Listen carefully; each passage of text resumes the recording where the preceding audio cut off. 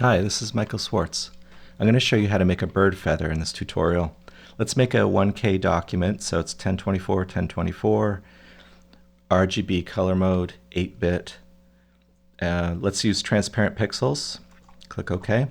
And let's make a solid color and set that to be 50% gray. We don't need the layer mask. Let's rename this BG color.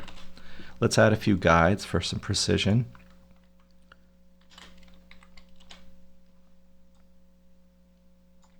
New guide, horizontal, 50%. Okay, now next step is let's make a primitive shape like an ellipse. Let's use this ellipse tool. Make sure that it's set to shape and the fill color is white. That's fine. We're going to change all the colors later, but for now this is good for visual aid. Okay, and I'm just option clicking in the middle there to drag out an ellipse. Now I want to deselect this shape, so I'm going to hold down my command key or control on the PC, click once on the layer to deselect it. Now let's use our pen tool right here to draw the stem that goes down the feather, which is actually called a rachis, which I just learned recently. So, and I want to turn off snap temporarily. So if you have snap on, turn it off. And I'm just going to use black color. Okay, and turn on my caps lock key so I can see a more accurate depiction of where I'm clicking. All right, and then close that path by clicking on the first point. Hit return. All right, this is going to be feather. Whoops, my caps lock key's on. Feather, and let's call this the rachis stem. Okay, and this is going to be the feather vein shape. All right, if I temporarily turn off the guides, you can see what we have a little better. Command semicolon, and that's what we have so far. Now I'm going to turn off the stem, and I'm going to select my anchor adjustment tool, which actually it's up here. The convert point tool, this is what I want. If I click on that with the convert anchor tool and just click one time on that point, it will kind of suck them together and the tangents get merged into a linear point. So I'm going to do that, but I just want to have a slight roundness. So I'm going to click and drag to the right. The path on these primitives generally goes clockwise. So if I drag this way, it would get crossed like that. But if I drag clockwise, it's fine. So I'm just going to round that off just a little bit. And then I'm going to use the direct selection tool. So right here, direct selection tool, grab a selection of those two anchors, and I'm going to hold down my shift key and just use my arrow tools to adjust the proportions of this a little bit. Okay, so there we go. Now I'll turn that back on, the visibility. Okay, so we have our basic shapes. Now the next thing is we need to start working on the texture, the pattern that's going to be used in this. So if you double click on this shape, it will open up our layer styles, and from here we can add a pattern. And there are some additional patterns in here. If you click on this little thumbnail icon here, you can grab a whole bunch of these wonderful ones. There's a preset manager first and foremost. So if you go in there, you can manage all these presets for various tools. But you can also add some ones that are not loaded by default. And we're going to load this one right here, this web patterns. And if you append it to your preset list, you'll see that these show up. And this one's actually a perfect one to simulate those barbules, or barbs and barbules. That's what these things are actually called. So click this one right here, and let's click OK. And now we can use the scale to adjust how big we want this to be. I guess I'm going to leave it at 100%. It looks pretty good. All right, let's click OK. Okay, now let's rename this. Let's just append that name with right, the word right. Okay, this is going to be the right side. Now let's duplicate this layer, so Command J, and let's call this left. Okay. Now for the left one, I'm going to double click on that and adjust the pattern to be one that goes in the other direction. Click OK. So now we have two. But we have to make it so that one shows up on one side and one shows up on the other. So to do that, we just need to make a layer mask. So let's make a layer mask. And using our rectangle tool here, I'm just going to drag a selection around. And it looks like my snap is not on, so I'm going to go up to View and turn Snap back on, and let's drag that selection. Boom. All right, in my layer mask, I'm going to fill that to black. So right now my background color is black, so I'm going to hit Command Delete to fill to the background color. All right, so there we go. We have our feather barbs facing in the right way. Okay, next step is to, let's duplicate this feather vane shape again. Put it on the top, and this will be feather vane shape color. And I'm going to just change that to be, instead of a pattern overlay, we want a gradient overlay. And we're going to set this to be multiply. And let's use just a simple black and white gradient. You can play with the scale if you want. And the actual settings for the gradient themselves, we can adjust that here. Okay, let's click OK, and we can play around with the opacity there. Perhaps we add a color up here. We can leave that.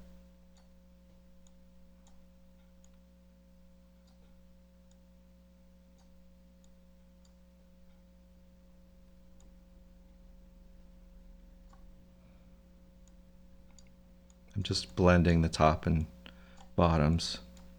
And this will be a subtle effect. I'm going to actually bring the opacity down.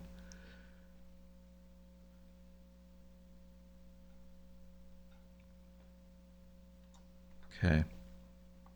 All right, and then let's change the color as well.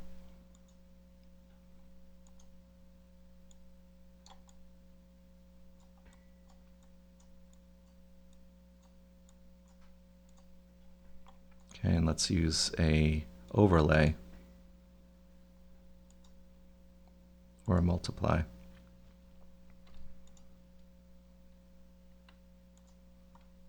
Okay, now click OK on that, and then you can set this to be an overlay on top of that. I'm going to zoom into 1:1 here. So the blending mode for this layer is overlay.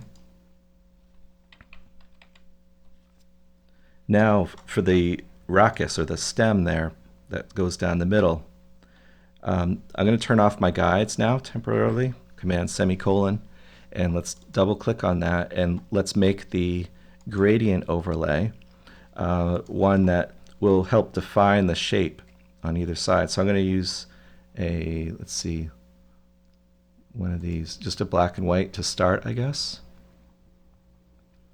And we'll put the white in the middle and black. Let's change this to be black. So we have white in the middle. All right, click OK. Now I want to adjust this a little bit. So I'm going to set the rotation of this so that it has a 0 rotation. And now you can see it's kind of simulating a 3D effect on this. All right, and that's right in the middle. That's 100%. All right, click OK. And then let's also add a drop shadow. So turn on drop shadow, and it doesn't have to have any distance, but we are going to increase the size, and we'll increase the opacity as well.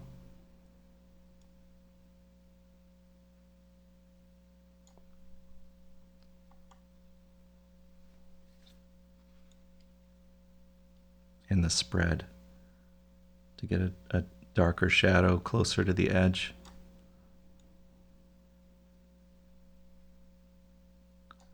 All right. Okay, and then one more thing that you could do if you wanted to add even more kind of visual dynamics, we could add a very subtle outer glow. And this outer glow can kind of counteract some of that initial shadow, because some feathers are built like this.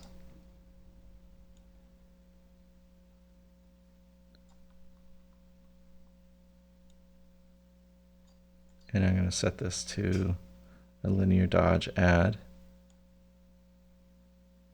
and then decrease the opacity.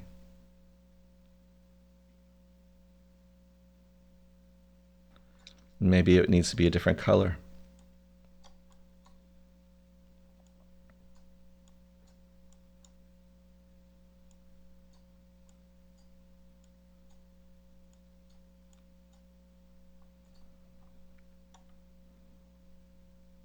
Okay.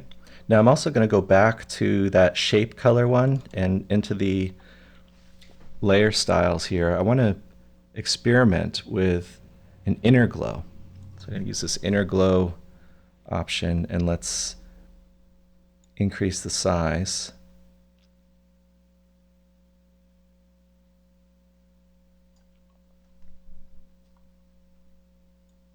And decrease the opacity.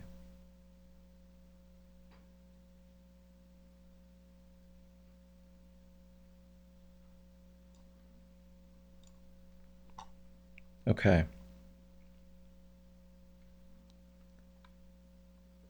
All right, back to the stem. I'm going to adjust that gradient overlay by adding a color overlay and warming it up a little bit. And we'll set the blending mode of this to be either multiply or some sort of overlay that will, make it not just pure black and white. I want to break that up a little. And I want to go to this gradient overlay as well and decrease the opacity just a little bit. Go back to color.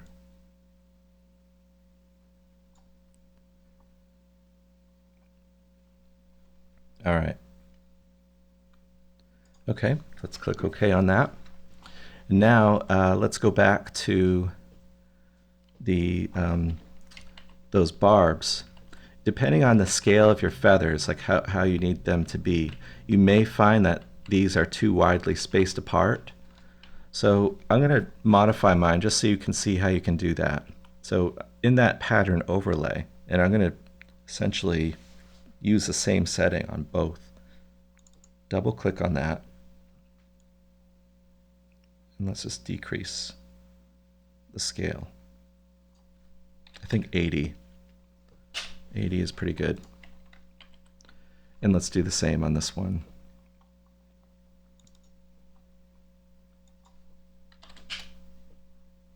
All right. Now I want to darken up my background color real quick so I can see how this looks on a black background. So that's what we have so far. Let's go back to a 50% gray. And I'm going to add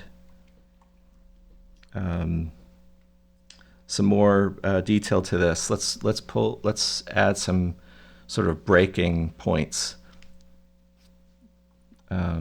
where these barbs split apart. To do that, before I go ahead to the next step, let's put all of these pieces into a single feather group. Okay, so we're just going to drag that to the group folder there. Let's call this GRP feather. And let's add a layer mask for this group. And now we can use any drawing tool that we want. In my case, I think what I'll do is use a brush so I can kind of very quickly paint them by hand. So I'm going to hit B for brush. And let's just choose a very simple brush like this, maybe a 10 pixel hard brush. All right, and I'm going to actually shrink my brush down a little bit. So now it's about 5 pixels, and it might be a little hard to see on your screen, but I'm going to just click once out here with a black foreground color. So you click, and I'm working on the layer mask. So, and I'm going to just zoom out a little bit so I can see where I'm working. And I'm just going to click once there, and then once there, holding down Shift, and then click out there, and then I can zoom in and get rid of this. Oh.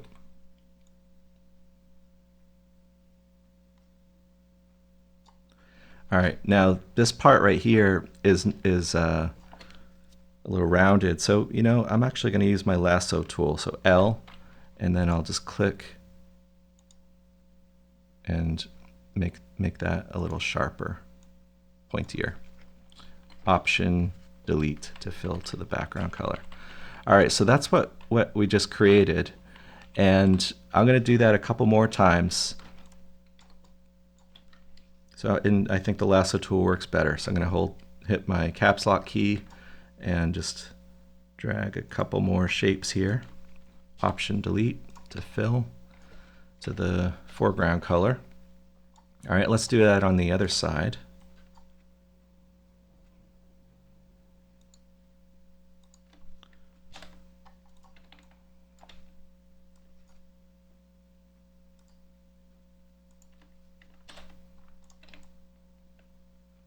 And maybe one right here.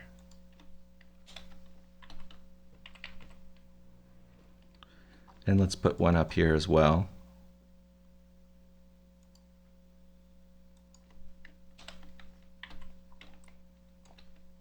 And maybe one up here.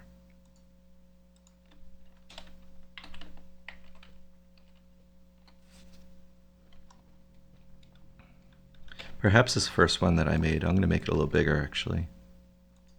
There we go.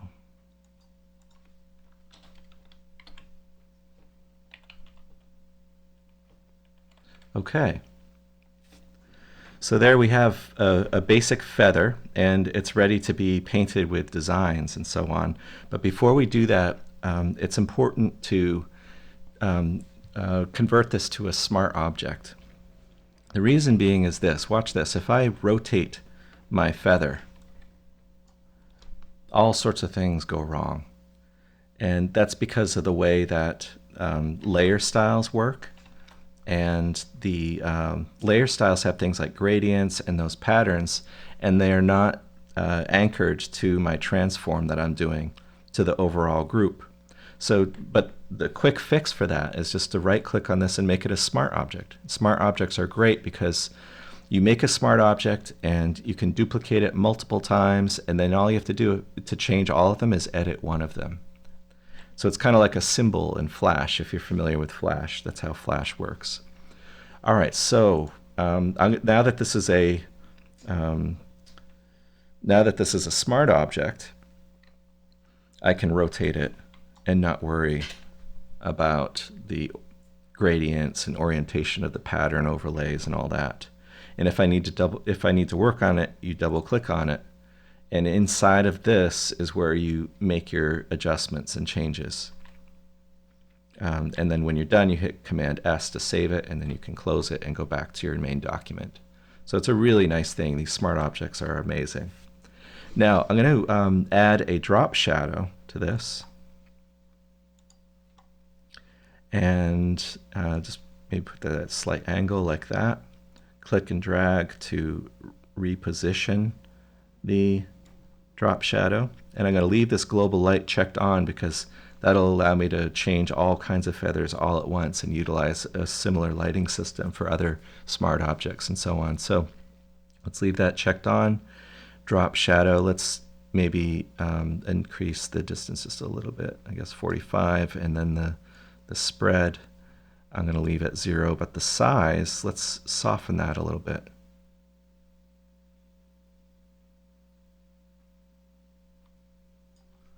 Okay, and then the opacity.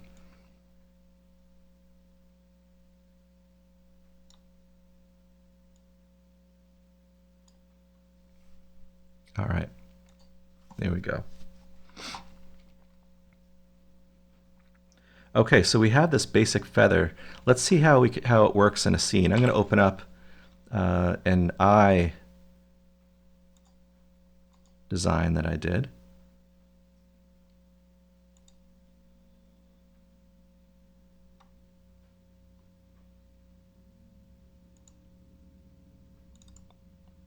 So here's an eye that I designed, and I just want to see how this feather looks in context around something like an eye, just to see how it might work out.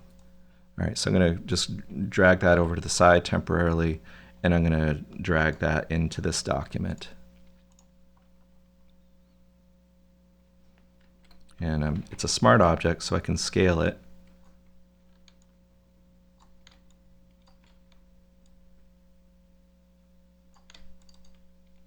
And let's rotate it around like this.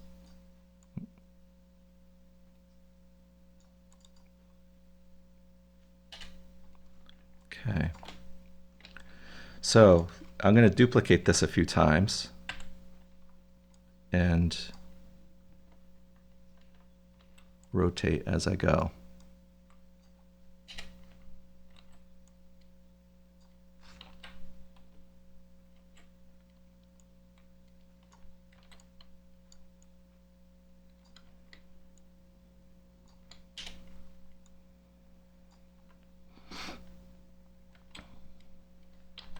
Command J to duplicate the layers.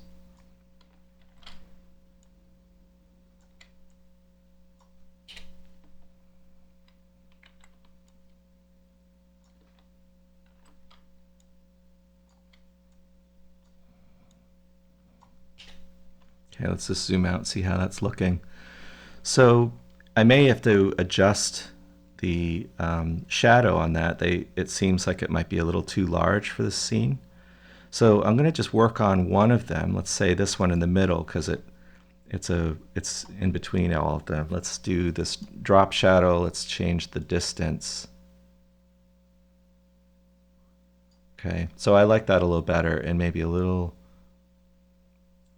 less size. Okay, so now to change all these other ones, I'm just going to copy, right click and copy the layer style. Shift select all of these other layers and go up to layer, and then layer style, paste layer style. And that duplicates that same shadow effect. All right, so that seems to work all right. Now let's say I wanted to I wanted to change the design of the feather, but I don't want to have to redo all this layout that I've just done. Well, let's just double click on that feather. And maybe we want to add some color on top of this. So I'm going to add something on top of this layer right here. I'm going to make a new layer, and I'm going to clip it with a clipping path. So option click in between the two layers. And let's just call this color pattern. All right, and then using my brush, and I'm just going to scale up my brush here. And maybe there's a brush in here that I can use that might make some interesting patterns. Here's one. So I'm just going to use this brush a little bit. Maybe scale it down a little.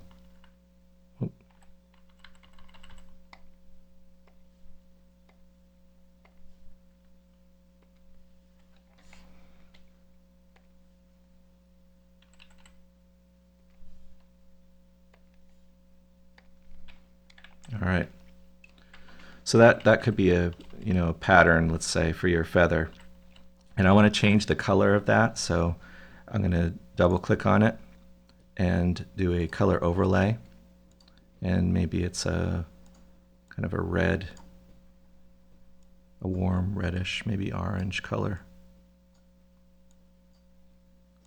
And you can play around with the blending modes, and I think overlay would be a good one generally, but maybe in this case it needs to be an add.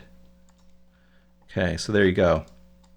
So let's just save that, close the document, And look at that, they're all updated. So smart objects rule. All right, so that's the process of making a feather. Write messages if you have any questions. I hope you enjoyed this.